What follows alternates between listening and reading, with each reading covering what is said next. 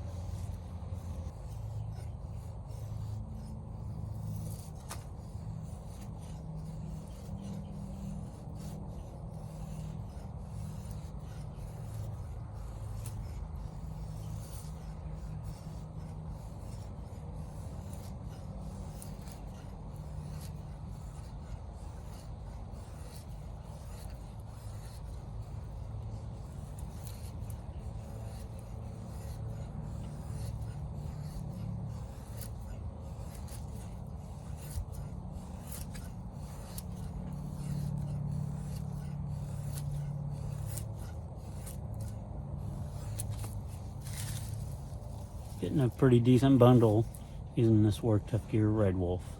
All right, another thing I like to do to get a fire going is I like to baton down some small pieces. Not as small as like the kindling, but just something kind of in between it and a bigger log. So just kind of that, I don't know, I'd say 1/2 inch size little pieces.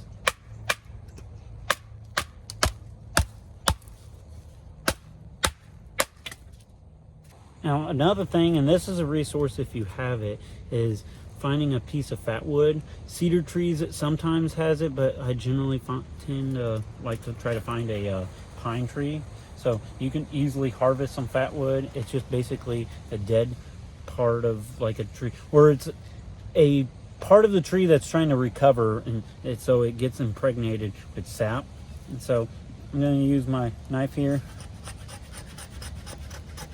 because you don't have to use a lot of this, and honestly you don't really even have to use it at all. You could always just strike off your feather sticks, but if you have this as a resource, you might as well use it. All right, so something else to kind of consider too is always be aware of what resources you have around you, especially for like bushcraft, survival, anything like that. And so like me in particular here, I have a hayfield just like not that far from my bushcraft spot, and so you could always just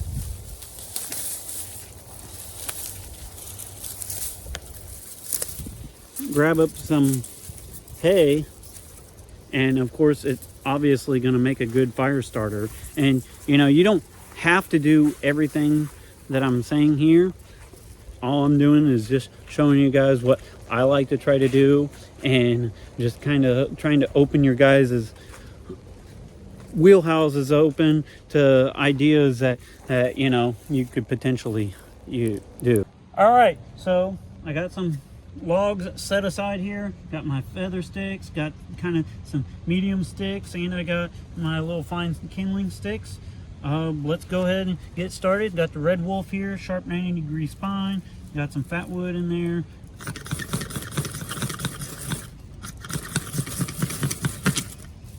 I like to just kind of stuff my ferro rod right into it, get things kind of cooking. Kind of lightly set my feather sticks on top. I don't like to just throw it on there. I don't want to smother it. Get those going, and that's when I'll kind of lightly set my little sticks on top of that. Let those get cooking too.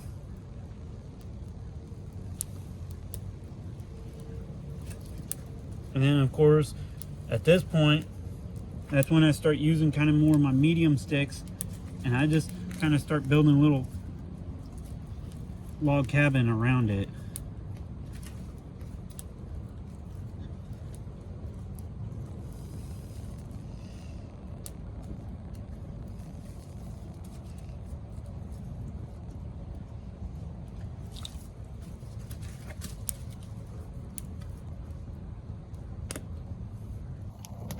All right, and one of the things that I like to do too is, before I ever add like bigger logs or even bigger logs and stuff, I just like to let these kind of medium ones cook for a little bit. Let them get a good burn going on them, so I don't accidentally smother my fire.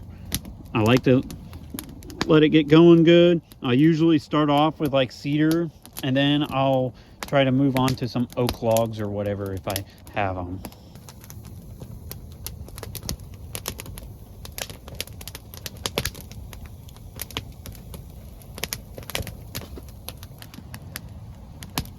Now that I got that cooking, I started adding some bigger logs on it, and at this point I just feed it however much I want. So that's at least how I generally get a fire going. I'm not saying that this is the right way or the only way. At the end of the day, if you get a fire going and you're out in the woods and you're having fun, and that's the most important part.